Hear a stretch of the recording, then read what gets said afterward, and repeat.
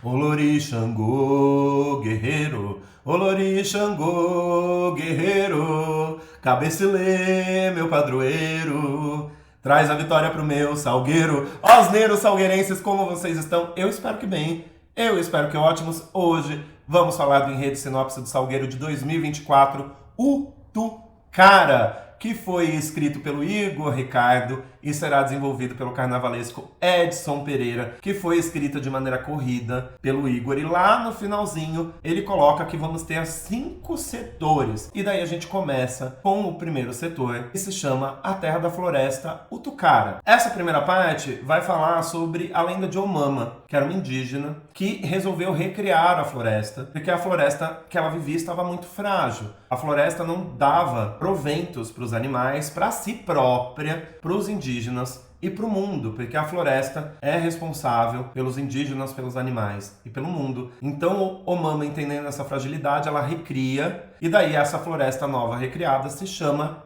o Tucara. E daí, obviamente, a gente vai falar sobre os povos Yanomamis que vivem nessa floresta, que está localizada ao norte do Brasil e na Venezuela. A população Yanomami vive lá há mais de 1000 anos, então muito antes dos colonizadores chegarem. Então esse povo, de fato, é o dono da terra. E o enredo faz questão de destacar que a gente tem no Brasil hoje, na floresta amazônica, mais de 35 mil indígenas Yanomamis que vivem entre 200 a 250 aldeias. Então é muita gente. E é uma área que, de fato, precisa ser preservada, demarcada e respeitada. Voltando, fala sobre a lenda de Omama, fala sobre os povos Yanomamis e vai falar, obviamente, sobre essa vivência dos povos Yanomamis na floresta, sobre seus rituais. Então aqui eles vão destacar o primeiro ritual do povo Yanomami, que é um ritual onde eles se deitam na rede, eles fazem pequenas fogueiras para conter o breu e eles tomam um pó de raspas de árvore que se chama Iaco Ana. Se tiver alguém aqui que entenda sobre povos Yanomamis e sobre tribo indígena, comenta aí como se fala. Pode me corrigir, não tem problema nenhum, que eu tentei procurar, tive bastante dificuldade. E aproveitando, gente, comenta no vídeo o que você achou desse enredo do Salgueiro. Aproveita, compartilha no final o link do vídeo com todo mundo, porque é importante pro nosso engajamento, e curte também. Então eles tomam esse pó alucinógeno, Iacoana. Esse pó é responsável por dar abertura aos espíritos. E os xamãs evocam os chaipiris. O que são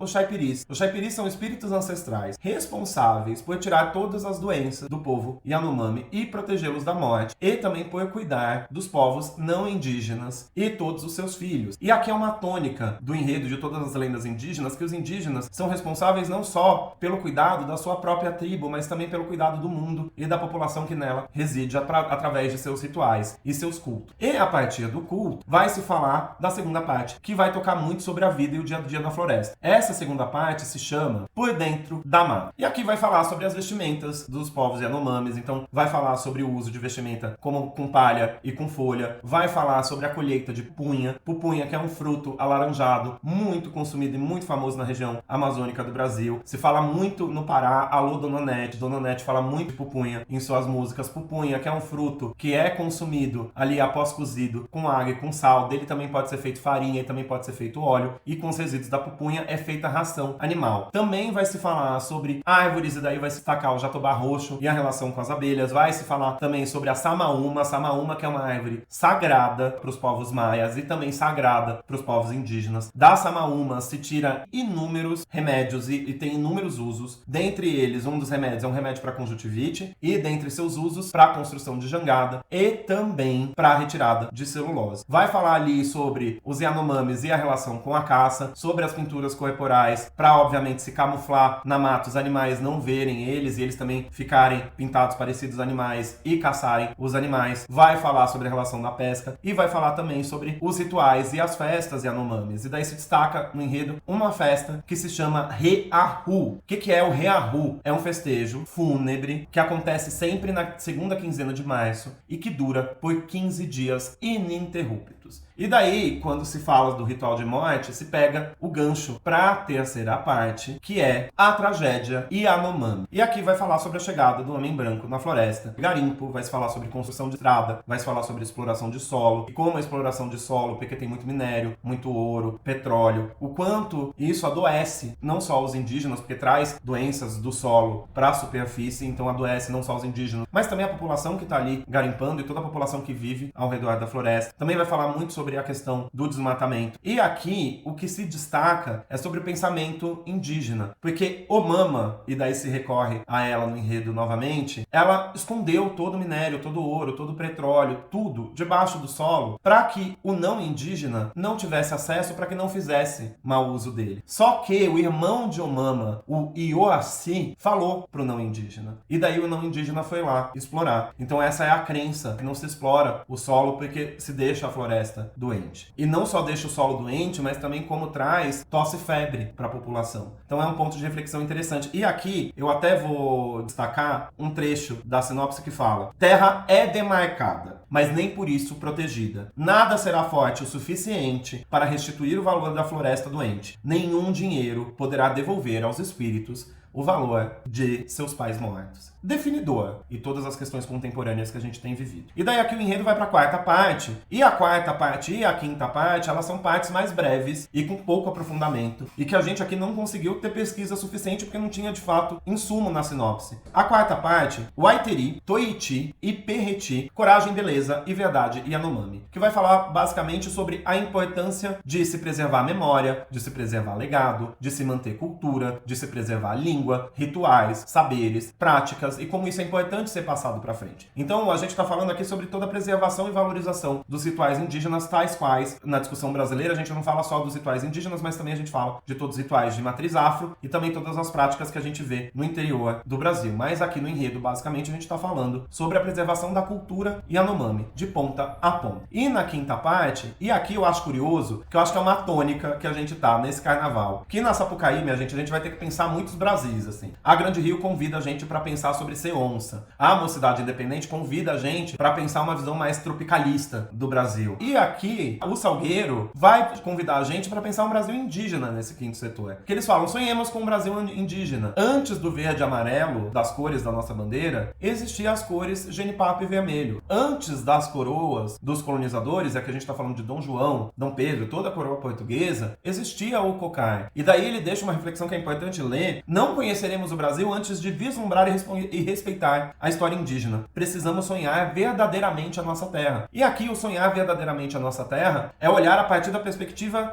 do indígena e não da colonização, do que veio antes da colonização, e assim se fecha o enredo do Salgueiro. O que eu achei? Vamos lá. É um enredo bem recortado. Sinto falta de aprofundamento na quarta e na quinta parte? Sim. Acho que o Edson vai trazer uma abertura ali impactante e luxuosa? Vai. A gente já viu sambas interessantes nessa safra? Já em breve aqui na Osner a gente vai falar sobre esses sambas. Aliás, segue a Osner nas redes sociais e também me segue nas redes sociais. E minha gente, para o projeto continuar existindo, faz um pix pra gente. Acho que o Salgueiro, obviamente, tem que corrigir alguns quesitos para ele voltar a vigorar nas campeãs como ele vigorava anteriormente. Salgueiro pode vir muito bem com esse indígena porque tem uma comunidade que canta, é uma comunidade valente, é uma comunidade potente. Tem, não é uma questão de Salgueiro. Eu acho que a gente tem que se preocupar aqui menos com leitura de enredo. Acho uma leitura de enredo fácil. Eu só acho que ela não pode ser uma leitura de enredo clichê. O que eu quero dizer, o Salgueiro vai ter que usar de uma inteligência, de uma perspicácia mais aguçada ali para falar de demarcação de terra e de uma população, de imaginar um Brasil indígena, sem necessariamente falar desses elementos mais clássicos e mais óbvios. Não adianta só subir a faixa de demarcação de terra já. Eu acho que precisam ter cenas e elementos que visualmente dêem impacto. Pode ser o grande ganha do Salgueiro com os Yanomamis, com tudo que aconteceu recentemente, principalmente ali desse desgoverno que a gente veio antes do governo atual que a gente vive, que atacou profundamente os povos Yanomamis. Eu acho que tem tudo para ser forte se for perspicaz, inteligente e for ali na ferida de uma forma menos clichê. Acho só que na sinopse, de fato, podia estar um pouco mais aprofundada. Fico num pensamento que vai ser um 2024 que a gente vai ver muita lenda passando. É um lugar até um pouco mais do Salgueiro menos, mas é isso, né? Uma reflexão até um pouco acadêmica quando a gente olha pro todo, mas que pode ser interessante. A gente tem uma tônica para esse carnaval de 2024 que é muitas lendas e uma reflexão de Brasil de vários pontos de vista que podem ser interessantes. Salgueiro, vamos lá, pra vitória. Tá precisando aí voltar a vigorar nas campeãs, né, meu querido? Faz um tempo aqui que as coisas não acontecem. Traz a vitória pro meu Salgueiro, confia em Xangô e vamos nessa, osneiros. Um beijo.